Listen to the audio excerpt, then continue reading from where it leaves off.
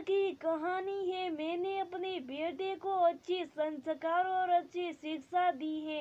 दोस्तों, कहानी शुरू करने से पहले अगर हमारे चैनल को सब्सक्राइब नहीं किया हो तो कर लीजिए, ताकि आपके पास पहुंचे हर रोज नया वीडियो। समय आ गई, डॉक्टर को दिखाकर वैसे आज अकेले गई थी, बहू नहीं गई साथ में। हाँ जीजी, वो बहू को कुछ काम था, इसके लिए मेरे साथ नहीं जा सकी। वैसे भी साथ में जाने की जरूरत नहीं थी, सारा टेस्ट तो पहले हो गया था, आज सिर्फ रिपोर्ट दिखानी थी। ऑटो रिक्शा से उतरते भी समाई ने कहा, फिर भी बारिश का मौसम है, कैसे तुझे अकेले जाने दिया? तुझसे ज्यादा महत्वपूर्ण और कौन काम आ गया? बहू को तेरा बेटा भी कैसा है जो तुझे अकेले जाने दिया? शादी से पहले तो ऐसा नहीं था। देख समय तू कितना भी छुपा ली, पर मुझे पता है तेरी बहू जानबूझकर तुम्हारे साथ ना जाकर मायके चली गई। अभी 6 महीने भी नहीं हुए ब्याह कर आए हुए और अभी से अपनी मनमानी करने लगी। देख, इससे पहले की और ज्यादा मनमानी करे तो बहू का लगाम थोड़ा कस ले। तुझे भली मेरी बातों का अभी बुरा लग रहा होगा, लेकिन ये जान ले भविष्य के लिए तुझे आगाह कर रही हो। समय को उनकी बातों का बुरा तो लगा और जवाब भी देना था, लेकिन शाम हो रही थी और घर पर थोड़ा काम भी बाकी था, इसलिए वह बिना कुछ बोले चली गई। ये है समय। इनके पति का सरनेम शर्मा है और ये पूरे मोहल्ले में जितनी भी जेठानी देवरानी है उनमें सबसे छोटी है, तो पूरे मोहल्ले के सभी उन्हें समाइनी बुलाते। और जीजी जो है वो मोहल्ले की सबसे बड़ी जेठानी है, जिन्हें सभी जीजी जीजी कहते थकते नहीं। घर में 2 बेटे बहू और 4 पोता पोती हैं, फिर भी अपने घर में वो कभी नहीं बैठती, इसलिए कहीं पोता पाते को संभालना ना पड़े या कोई काम ना करना पड़े। सुबह शाम मोहल्ले के 20 बने सीमेंट एंड चबूतरे पर बैठ अपनी और दूसरों के घरे की बहू बेटियों की पंचायत करती रहती है। छोटी बातों को भी बढ़ा बढ़ा कर पेश करने में इस कदर माहिर हैं कि आपस में झगड़ा होना और फूट पड़ना आते हैं। कितने लोग सिर सूखे उनके पास बैठना बंद कर दिया यहाँ तो खुद की बेटी बहू भी उनकी इन हरकतों से परेशानी मना करती, फिर भी उनकी आदत नहीं जाती। घर आकर समय फ्रेश होकर चाय बनाकर पी और खाने की तैयारी करने लगी, तभी बेटा अमन ऑफिस से आया। वही काफी गुस्से में था, आती जोर से बोला, माँ रोहिणी का है? क्या हुआ बेटा, तू इतने गुस्से में क्यों है? आप अकेले क्यों गई डॉक्टर के पास? रोहिणी क्यों नहीं गई साथ में? बेटा वो घर पर नहीं है इसलिए नहीं गई, और वैसे भी मैं अकेली चली गई तो क्या हो गया? इसमें इतनी नाराज होने वाली बात कौन सी है? पहले भी तो कई बार मैं अकेली जा चुकी हूँ।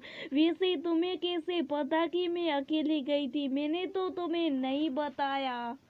अभी अभी बाहर बड़ी ताइजी मिली थी, मुझे देखते ही कहने लगी, अमन जरा अच्छा बेटा बन, इतने अच्छा संस्कार दिए तेरी माँ ने तुझे, तो जरा माँ का ख्याल रखा कर, इतना भी जोरू का गुलाम मत बन। तेरी माँ को अकेले डॉक्टर के पास भेजी, तेरी बीवी चली गई मायके, ये जीजी भी ना किसी का घर सही सलामत नहीं रहने देगी। बेटे की बात सुनकर समय ने बुनबुनाई, क्या हुआ माँ, क्यों बुनबुना रही हो? कुछ नहीं हुआ, पर मुझे ये बात समझ में नहीं आई कि तुम बिना पूरी बात जाने नाराज कैसे हुए। कभी भी दोनों तरफ की पूरी बात अच्छे से जानने और समझने की बात ही अपनी प्रतिक्रिया जाहिर करनी चाहिए। हाँ, मैं अकेली गई थी डॉक्टर के पास, लेकिन क्यों? ये पूरी बात तो जानो, तुम्हारे ऑफिस जाने की कुछ देर बाद बहू ने जब अपना मोबाइल देखा तो रात में मैसेज आया था कि उसके पापा अचानक देर रात बेहोश हो गए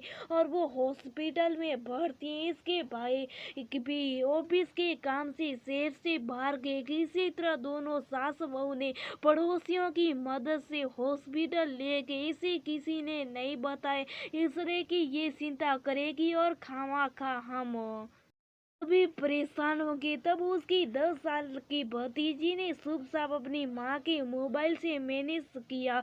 बहू मैसेज देखती जोर जोर से रोने लगी। मैंने तुरंत कॉल किया तो पता चला कि उनका बीपी और शुगर बहुत हाई हो गया था। इसके लिए भी होश हो गए थे। अब काफी सुधारे। मैंने कहा रोहिणी को भेज देती हूँ। तभी भी उन्होंने रोहिणी को आने से मना कर दिया। लेकिन एक बेटी पिता की तबीयत खराबी जानने के बाद चैन से रह सकती है क्या, इसलिए मैंने ही कहा उसे जाने के लिए। वह तो अकेली जा रही थी। तब मैंने तुम्हारे पापा को कहा कि बहू को हॉस्पिटल छोड़ दीजिए, इसी बहाने आप भी मिल लेंगे। मैं डॉक्टर के पास अकेली चली जाऊंगी।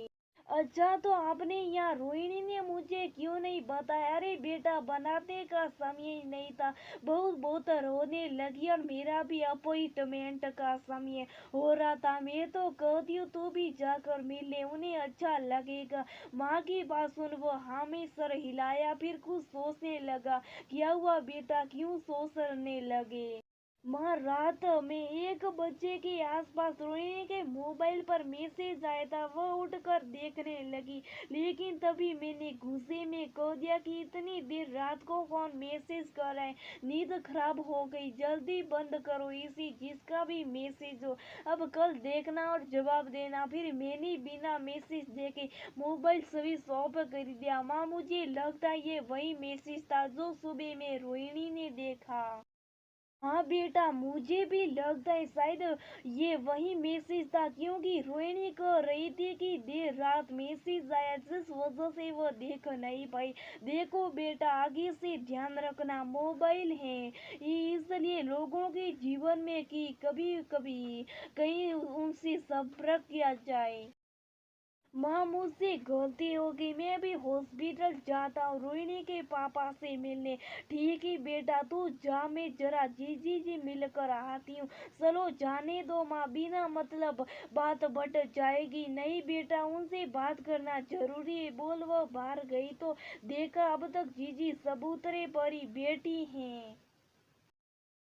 यस जीजी आप भी बिना पूरी बात जाने कुछ भी बोलने लगती। अभी आपकी बात सुनकर मेरा बेटा इतना नाराज हो गया था कि अगर मैं समझदारी से बात नहीं करती तो जरूर मेरे घर में खटपट हो जाती। अरे मैंने क्या गलत कहा, तेरी बहू क्या सच में मायके नहीं गई।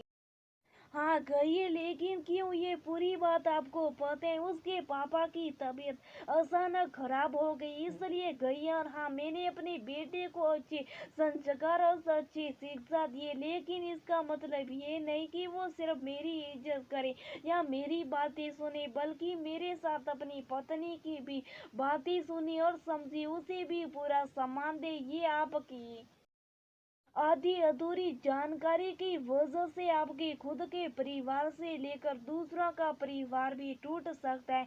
अरे आज तक मुझे किसी ने कुछ नहीं कहा और तू मेरी छोटी देवरानी होकर भी ऐसे बातें कर रही है। वो इसलिए जीजी की आप सबसे बड़ी है, सब आपकी इज्जत करते हैं और मैं भी आपको सुना नहीं रही हूँ ताकि आगे से आप बिना पूरी बात जाने किसी को कुछ ना कहे।